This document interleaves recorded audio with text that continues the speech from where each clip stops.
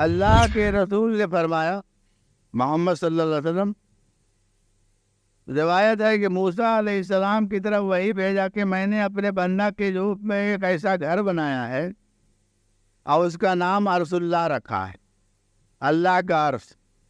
ایک تو عرش ہے 8واں آسمان پر، اور موسیٰ علیہ السلام کو کہا کہ ہم نے اپنا جو ہے ایک عرش بنایا ہے جو انسان کے قلب میں رہتا، وہ بھی ہمارا عرش ہے۔ کیوں؟ یہ قرآن حکیم کہہ رہا ہے اس کا نام رکھا ہے دل، یعنی قلب۔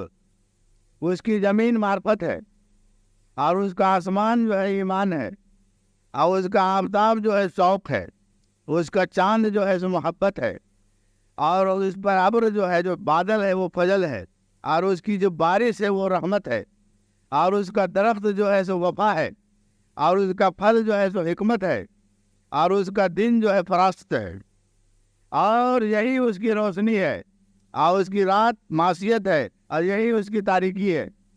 تو بات تھوڑا سا آپ کے سے اوپر بھی جائے گا، لیکن اس کو پھر ہم وضاحت کریں گے۔ یعنی اللہ تعالیٰ نے موسیٰ علیہ السلام کو کہا کہ ہم تو 8ویں آسمان پر آ کے رہ رہے ہیں، لیکن ہمارا جو عرش ہے وہ مومن کا دل ہے۔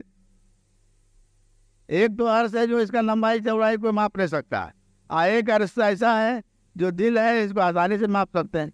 یعنی اللہ جو ہے کہہ رہا ہے ایک تو 8ویں آسمان پر ہے تو ہے ہی ہے، بنانے کے بعد 6 دن میں ہم چلے گئے، لیکن ہمارا جو عرش ہے مومن کا دل بھی ہے۔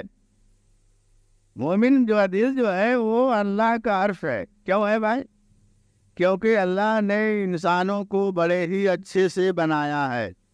قرآن حکیم میں آیا کیا؟ والتین والزیتون والطور سینین وحاجر البلد الامین لقد خلقنا الانسان فی احسن تقویم۔ میں ہم نے اس کو بہت اچھے سانچے میں ڈالا ہے، اور اس کے بنانے کے لیے ہم نے 18,000 مخلوقات کو پہلے پیدا کیا، میٹیریل۔ جس طرح سے ایک سوئی کو بنانے کے لیے پہلے تو آپ کو اس طرح کا ایک پتھر جمع کرنا ہوگا جس میں لوہا کا ماترا ہے۔ میں نے ایک مثال ہے کہ ایک سوئی بنانے کے لیے کیا کیا ضرورت پڑتا ہے۔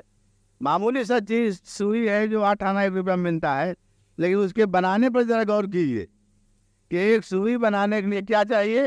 پہلے تو ویسا پتھر چاہیے جس میں لوہے کا ماترا ہے، دوسرا آپ کو اس کو پھر پگھلا کر کے لوہا بنانا ہے، پھر اس کے بعد اس کا تار بنانا ہے، پھر اس کے بعد کٹیا کرنا ہے، پھر اس پر پالش کرنا ہے، اور پھر پیچھے میں اس کا ایک جو ہے چھیدا کرنا ہے، تب جا کے ایک سوئی بنتا ہے۔ ذرا غور فرمائیے گا۔ اب مان لیجیے کہ ہم لوگ جو دودھ کھا رہے ہیں، اب یہ دودھ کیسے بنتا ہے؟ اب بھینس جو ہے سو گھاس کھا لی، گھاس کو پچایا، اس کا رس بنا، اور اس رس سے پھر کیا ہوا کہ کنورٹ ہوا، یعنی بدل دیا دودھ میں، اور اس دودھ میں کیا کیا ہے؟ پروٹین بھی ہے، وٹامن بھی ہے، سب کچھ ہے۔ تو یہ بدلنے والا کون ہے؟ وہی ہے بدلنے والا، رحمان۔ رحمان کے مطلب ہوتا ہے جیسے ہم لوگ پڑھ رہے ہیں بسم اللہ الرحمن الرحیم، میں نے اللہ کے نام سے شروع جو بڑا ہی مہربان اور نہایت رحم کرنے والا ہے، لیکن نہیں، تبدیل کرنے والا ہے، بدلنے والا ہے، جو رائی کو پہاڑ بنا دیتا ہے اور قطرہ کو دریا بنا دیتا ہے۔ تو خلاصہ یہ ہوا اس بات کا کہ آدمی کی حقیقت کیا ہے؟ قرآن حکیم سے کیا کہہ رہا ہے؟ بڑے ہی ہم بہترین سانچے میں اس کو ڈالا ہے، اور بڑا ہی محنت سے بنایا ہے۔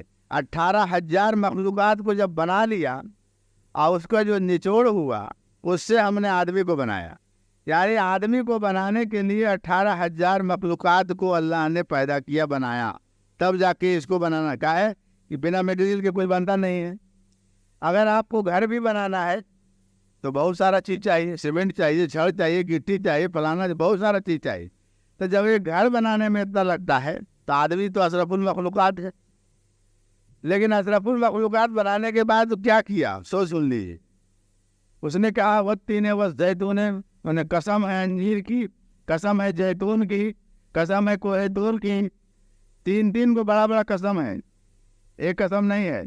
والتین والزیتون والطور سینین، یعنی قسم ہے انجیر کی، وہ انجیر نہیں، وہ انجیر جو ہے چوتھے آسمان پر ہے، وہ زیتون نہیں جو یہاں ملتا ہے، یہ نقلی ہے، وہ اصلی ہے۔ اور وہ کوہ طور جو یہاں طور پر موسیٰ علیہ السلام گئے تھے جو جل کے سرما ہو گیا، ویسا کوہ طور وہاں بھی ہے. یہ ایک پلیٹنیٹ ہے، یہ پرتھوی کیا ہے، ایک معمولی سا ایک پلیٹنیٹ ہے، ایک گرہ ہے. ایسے بہت سارے بڑا بڑا گرہ ہے جو باہر میں تیر رہا ہے. لگتا ہے آدمی کو بس یہی بہت سب کچھ ہے. اگر ایسا ہی رہتا تو الحمدللہ رب العالمین کیوں کہتا؟ الحمدللہ رب العالم ایک ہی عالم ہے. اور ہر آدمی اپنے نام میں بہت سارے نام جوڑتے ہیں، جیسے عالمگیر عالم یا اور کوئی عالم. بہت سارا عالم مانے ہوتا ہے دنیا، لیکن دنیا ایک نہیں ہے. الحمدللہ رب العالمین یعنی اللہ تعالیٰ نے ایک دنیا نہیں بنایا ہے، بہت سارے دنیا بنایا. تو کہنا یہاں یہ ہے کہ اس نے آدمی کو بنانے کے لیے 18,000 مخلوقات کو پیدا کیا، تب اس کا نچوڑ بنا کر کے آدمی کو بنایا. اس لیے کہہ رہا ہے قسم کھا کے کہ وَالتِّينِ وَالزَّيْتُونِ وَالطُّورِ سِينِينَ وَهَٰذَا الْبَلَدِ الْأَمِينِ لَقَدْ خَلَقْنَا الْإِنسَانَ فِي أَحْسَنِ تَقْوِيمٍ. ہم نے اس کو بہت اچھے سے ڈالا ہے اور بہت محنت سے بنایا ہے. اور اس کے بعد کیا کیا سو سن لیجیے. ثُمَّ رَدَدْنَاهُ أَسْفَلَ سَافِلِينَ بنایا بہت بڑھیا سے، اس کے بعد کہاں پھینک دیا؟ اسفل سافلین میں نے بالکل تحت الثرى میں. اب آپ وہاں سے نکلیے. ایسے تم کو جنت کیوں دے دے گا؟ خالی نماز پڑھنے سے جنت نہیں دے دے گا، اٹھ بیٹھ کرنے سے جنت نہیں ملتا ہے. آپ کو تبدیل کر کے بدل کر کے پھر سے کثافت سے لطافت کی طرف جانا ہوگا. کہ سبحان اللہ. کیوں کہ آپ کثافت میں ہیں. آدمی کی پیدائش ہی جو ہے کثافت سے ہے. آدمی کی پیدائش ہی کوئی کہتا ہے کہ ہم کہاں کوئی گناہ کیے. ارے گناہ سے تو تم پیدا ہوا ہے. گناہ نہیں کیا، گناہ سے تو تم پیدا ہی ہوا ہے گناہ سے. اب تم گناہ کیسے نہیں کرنا؟ تو سراپا گناہ ہے. ہاں تم کو اس کو صاف کرنا ہوگا، تم کو تریا کرنا ہوگا. تمہارا گندگی ہے تمہارے ساتھ. ایک ایسا نفس ہے جو کتا ہے، جو ناپاک ہے، اس کو پاک کیجیے. اور جب تک پاک نہیں کرتے ہیں تو آپ ناپاک ہی مر جاتے ہیں. اور ناپاک مر جاتے ہیں تو ناپاک جنت میں نہیں جا سکتا. پاک ہوئیے کہ جنت جائے گا. ایسے ظاہری طور پر پاک ہو جانے سے کوئی پاک نہیں ہوتا ہے. تمام بزرگان دین کا دیکھیے واقعہ. بغیر پاکی کے ظاہری طور پر پاک ہونے سے نہیں چلے گا. آپ کو اندر سے پاک ہونا ہوگا. اور اندر سے پاک ہونے کے لیے آپ کو کسی رہبر کی ضرورت پڑے گی. بغیر کسی رہبر کے آپ پاک ہو ہی نہیں سکتے. آپ کے پاس وہ صلاحیت ہی نہیں کہ آپ پاک ہو جائیے گا. کیسے پاک ہو جائیے گا؟ یہی کہا ہے اسفل سافلین. ہم نے اس کو پھر کہاں پھینک دیا؟ تحت الثرى میں. اب اس سے پھر نکلیے. ایسے ہی جنت آپ کو بھیج دیں گے. کیوں بھیج دیں؟ ہم آزمائش کریں گے. اچھا کسی کو ایسی ڈی ایم بنا دیتا ہے یہاں کا بھارت کا سرکار کوئی بھی کیا بنا دے گا؟ آپ 16 گھنٹہ پڑھ رہے ہیں، 18 گھنٹہ پڑھ رہے ہیں، اس کے بعد کمپٹیشن پاس ہوئیے. پاس ہو گئے تو نمبر اگر بڑھیا ہے تو آپ کوئی بن سکتے ہیں، اگر نہیں تو فیل. پھر جا کے ماتھا پر رکھیے کہ نتیش کمار کو کہ ہم کو ڈی ایم بنا دیجیے نوادہ ضلع کا. بنا دے گا. آپ کتنا بڑھیا خوبصورت رہیے، اسے کیا ہو جائے گا؟ اس سے نہیں ہو سکتا ہے. آپ کمپٹیشن پاس کیجیے تب بن سکتے ہیں. اسی طرح اللہ نے کہا کہ ہم بنایا بہت بڑھیا اور بہت سانچے میں ڈالا ہے، اور ہم تمہارے سہ رگ سے وَنَحْنُ أَقْرَبُ إِلَيْهِ مِنْ حَبْلِ الْوَرِيدِ. لیکن تم ہم کو جانتے نہیں ہو. پہلے ہم کو جانو، پہلے پہچانو، اور اس کے بعد اپنے آپ کو تبدیل کرو. یہی تمہارے لیے سب سے بہتر ہے. یہ نہیں ہے کہ کسی کو نماز پڑھنے سے یا روزہ رکھنے سے یا ظاہری جتنی بھی عبادتیں ہیں شریعتاً وہ سب درست ہے. کوئی مان لیجیے کہہ دیتا ہے کہ نہیں منع کرتے، کرے بنانے. ظاہری لباس تو ضروری ہے، ظاہری لباس ضروری ہے، ظاہری صفائی ضروری ہے. وضو کا طریقہ بھی بہت سے کو نہیں آتا ہے. اب کہتے ہیں معرفت کی بات کر رہے ہیں. ارے وضو کا نیت تم کو نہیں آتا ہے. 50 سال سے نماز پڑھ رہا، کیا نماز پڑھ رہا ہے؟ وضو کا نیت تو کہیے نہیں تو نہیں آتا ہے. مرغی جمع کرنے کہیے تو نہیں آتا ہے. ارے تو تم کو آتا کیا ہے؟ فاتحہ پڑھنے کہیے تو نہیں آتا ہے. تو تم نماز کتنا بڑھیا پڑھتا ہوگا.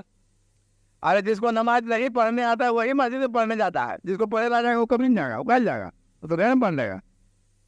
جس کو نہیں پڑھنے آتا ہے وہی جاتا ہے اور وہ سکھاتا بھی نہیں بڑھیا سے. زیادہ نہیں تعجب ہے، اسے شکایت نہیں کر رہے ہیں.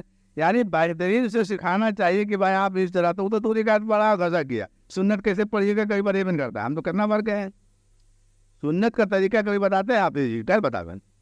بہرحال ادھر ہم کو نہیں جانا. کہنے مطلب یہ ہوا کہ اللہ تعالیٰ نے انسان کو بڑا ہی بہترین سانچے میں ڈالا ہے, بہت ہی محنت سے بنایا ہے, لیکن بنانے کے بعد کیا کیا سو سمجھیے. اسفل سافلین ثم رددناہ اسفل سافلین قرآن حکیم میں دیتی ہے.